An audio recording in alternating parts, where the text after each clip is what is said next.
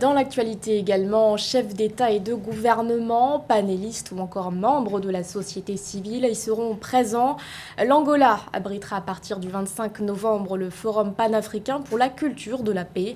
Cette biennale organisée en partenariat avec l'UNESCO se tient à Luanda.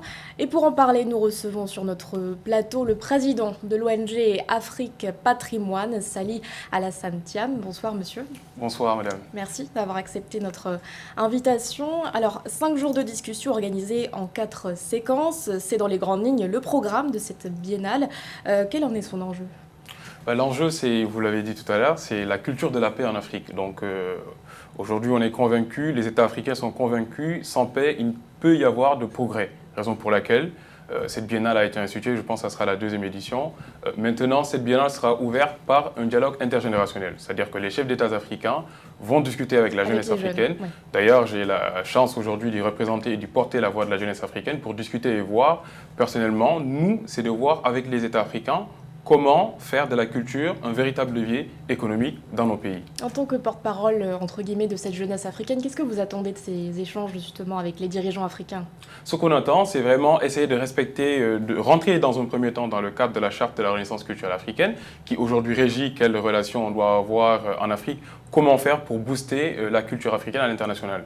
Moi, potentiellement, je vais proposer des solutions concrètes pour voir avec les États africains. C'est-à-dire ? Des propositions concrètes, c'est-à-dire qu'aujourd'hui, notre ONG porte un très grand projet pour l'Afrique, qui est venu donner un élan culturel international à notre continent en réglant 2 grandes problématiques en Afrique. La première qui est la sous-représentation de l'Afrique au niveau de la liste du patrimoine mondial de l'UNESCO. Aujourd'hui, sur les 1154 patrimoines classés dans le monde entier, l'Afrique n'en pèse que 106, donc ce qui nous fait un taux de 9%. L'autre dossier, c'est la question de la restitution. Cette fameuse question de la restitution des œuvres africaines, dont la jeunesse africaine aujourd'hui a vraiment besoin de ces œuvres-là. Donc l'objectif, c'est de proposer une vision générale de cette restitution.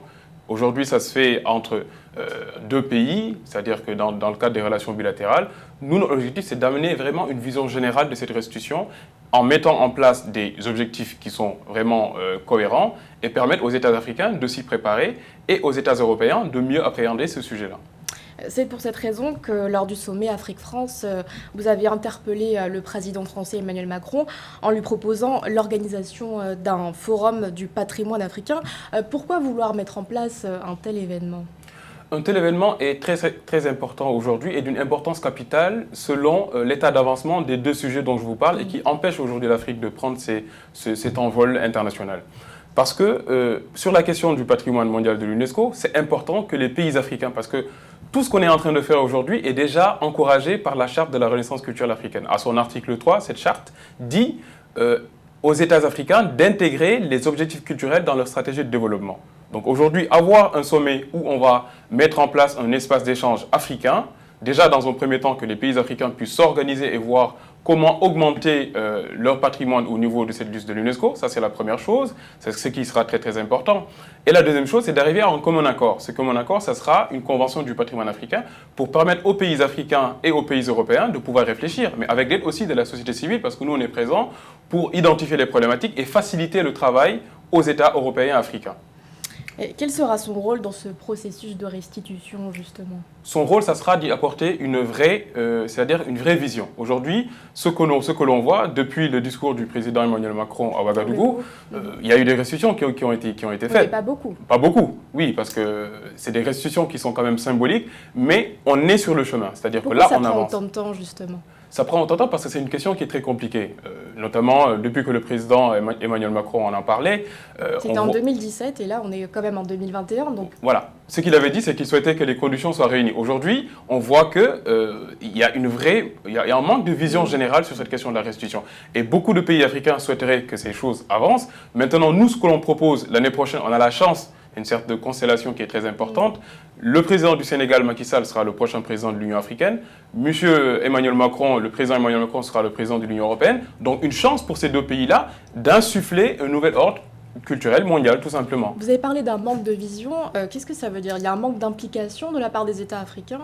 Non, pas forcément. Les États africains aujourd'hui font de leur mieux pour que les choses avancent. Maintenant, ces objets ont été protégés par des lois françaises. Bon, après, les lois africaines ne sont pas assujetties aux lois françaises. Maintenant, il faudrait en discuter. C'est-à-dire qu'aujourd'hui, selon l'état d'avancement de la diplomatie, il faudrait qu'on arrive à mettre en place un grand sommet qui est aussi encouragé par la Charte de la Renaissance culturelle africaine, qui nous dit toujours à son article 3 d'encourager la coopération culturelle internationale pour une meilleure compréhension des peuples à l'intérieur comme à l'extérieur de l'Afrique. C'est-à-dire que plus on collabore dans le cadre culturel, plus ces pays vont se connaître. Mais aussi, l'autre aspect important, c'est que lors de ce sommet, lors de ce forum du patrimoine africain, ça sera un forum qui sera itinérant. Tous les pays africains auront la chance d'organiser ce forum et d'accueillir les États européens. Parce que l'Afrique a énormément changé. L'Afrique a énormément changé, raison pour laquelle il faut s'y rendre pour connaître, c'est-à-dire que les nouveaux défis de l'Afrique. Et la jeunesse africaine aujourd'hui que je représente a bien compris cela. Les États africains, les chefs d'État africains l'ont compris. Maintenant, donner une chance aux pays africains d'organiser un forum où on va parler de culture, mais qui sera l'occasion aussi que ces dirigeants européens viennent en Afrique et découvrent la réalité de l'Afrique. L'Afrique a aujourd'hui énormément changé, a pris conscience de ce changement-là, de ces défis innombrables aussi, mais ça permettra tout simplement de comprendre qu'aujourd'hui, l'Afrique sera demain le cœur du monde, parce qu'en 2050, on représentera la moitié de la population mondiale, et si on arrive en 2050, il n'y aura plus de négociations. Maintenant, c'est l'occasion de le faire et de permettre de booster et d'instruire et permettre à la jeunesse africaine aussi d'avoir un nouvel angle d'observation de la culture et de leur histoire, tout simplement. Merci beaucoup, Monsieur Sali Alassane Thiam, d'avoir accepté notre invitation. Je rappelle que vous êtes le président de l'ONG Afrique et Patrimoine. Vous êtes également nominé aux African Talent Awards dans la catégorie Best African Young Leader. C'est ça. Merci beaucoup. Merci à vous. Au revoir. Ce journal a été réalisé par l'ensemble de la rédaction. Merci de votre fidélité. L'actualité continue sur Africa 24.